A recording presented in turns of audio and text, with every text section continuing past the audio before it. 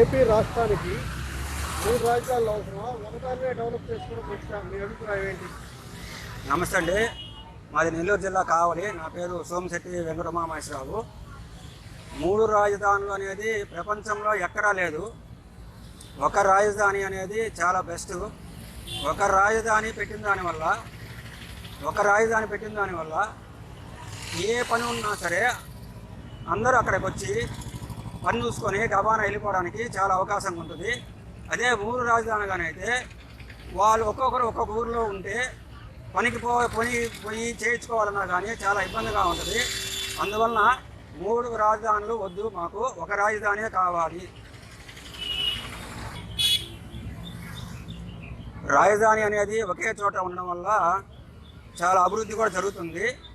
అందులో అమరావతిలో మంచి సెంటర్లో, ఆంధ్రప్రదేశ్కి సెంటర్లో దాన్ని ఎన్నుకోవడం చాలా మంచిది.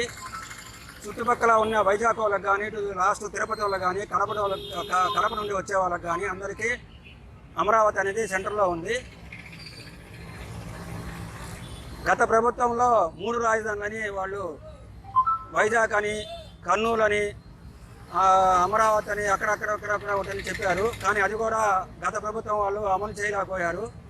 దానివల్ల ఆంధ్రప్రదేశ్ 20 సంవత్సరాలు వెనక్కి వెళ్ళిపోయినది. ఈ సంవత్సరం మన చంద్రబాబు నాయుడు గారు అమరావతిలో దీన్ని కంపల్సరీగా అమలు చేస్తే ఆంధ్రప్రదేశ్ అభివృద్ధి చెందడానికి చాలా అవకాశం ఉంటుంది. ఈ విధంగా చేయాలని మేమందరం కోరుకుంటున్నాము. రాజధానిగా అమరావతిని కూటమి ప్రభుత్వం అభివృద్ధి చేస్తుందని మీరు ఎలా భావిస్తున్నారు? థ్యాంక్ యూ అండి. ముందుగా 99 టీవీ వారికి ధన్యవాదాలు. ఒక మంచి ప్రశ్న అడిగారు. నా పేరు టీసీ మాల్యాద్రి. ఈరోజు ప్రధాన కాన్సెప్ట్ ఏంటంటే అమరావతిని కూటమి ప్రభుత్వం అభివృద్ధి చేయగలదా లేదనేది ఒక సందేహం అనేది వ్యక్తమైన పరిస్థితుల్లో వీళ్ళు అడిగిన క్వశ్చన్కి ఖచ్చితంగా 100% ఈరోజు కూటమి ప్రభుత్వం ఖచ్చితంగా అందుకు కట్టుబడి ఉంది. ఎందుకంటే ఆల్రెడీ వేలాది ఎకరాలని రైతుల దగ్గర నుంచి తీసుకొని వాళ్ళకి రకరకాల కాంపన్సేషన్ ఇచ్చి ఆ రాజధాని ప్రాంతాన్ని అభివృద్ధి చేసి ఉంది.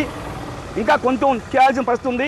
ఈరోజు కేంద్రం కూడా మరి ఈ కూటమి ప్రభుత్వానికి అండగా ఉంది.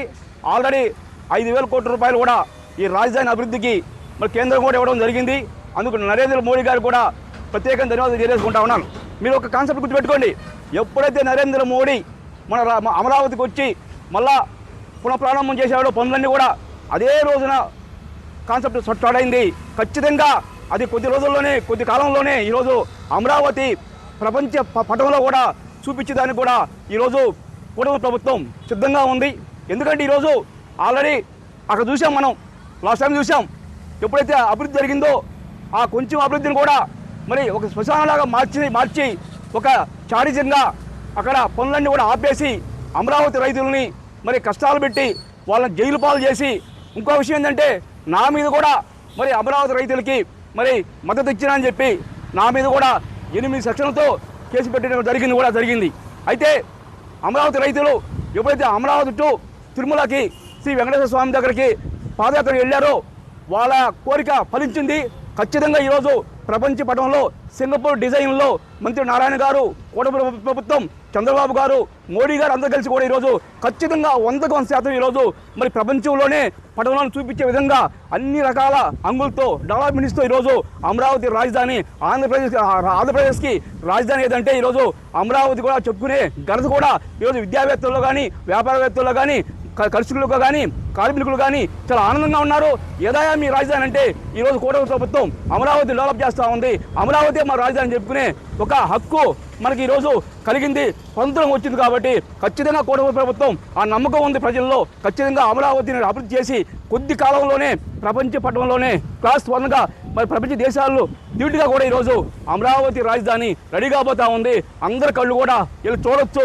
మరి ఈ విధంగా మీరు అడిగిన క్వశ్చన్ కూడా ఖచ్చితంగా ఈరోజు పవన్ కళ్యాణ్ గారు కూడా కట్టుబడి ఉన్నారు. చంద్రబాబు నాయుడు గారు, అదేవిధంగా కూటమి ప్రభుత్వంలో నరేంద్ర మోడీ గారు కూడా ఎంత డబ్బైనా కాదు, ఎంత ఫండ్ అయినా ఇచ్చి మరి బడ్జెట్ ఇచ్చి అమరావతిని ఈ ఆంధ్రప్రదేశ్ ప్రజల కోసం త్యాగం చేయాలి. ఖచ్చితంగా అక్కడే అమరావతి పెట్టి అన్ని రకాలుగా డెవలప్మెంట్స్ కానీ, మరి అదేవిధంగా సాఫ్ట్వేర్ కంపెనీలు కానీ, హెరిటేజ్ కంపెనీలు కానీ, మరి వ్యవసాయ రంగానికి సంబంధించిన కంపెనీస్ కూడా అక్కడే రకరకాల ప్రాంతాల్లో ఏర్పాటు చేసి అమరావతిని క్లాస్ 1గా ఈరోజు ప్రపంచ దేశాల్లో మనం చూసినట్లయితే ఎక్కడ ప్రపంచంలో కూడా దేశాల్లో పట్టణంలో కూడా అమరావతి అది ఆంధ్రప్రదేశ్ రాజధాని అని చెప్పుకునే పరిస్థితి మనం వచ్చాం. కాబట్టి ఖచ్చితంగా చెప్తా ఉన్నాను, ఈరోజు అమరావతిని అభివృద్ధి చేసే దిశగా కూటమి ప్రభుత్వం ముందుకెళ్తా ఉంది. ఖచ్చితంగా కొద్ది కాలంలోనే అమరావతి రాజధాని ఫుల్ ఫ్లెడ్జ్డ్గా ఏర్పడుతుందని చెప్పి మా ధీమా వ్యక్తం చేస్తూ ఉన్నాను. ఖచ్చితంగా తెలియజేస్తూ ఉన్నాను.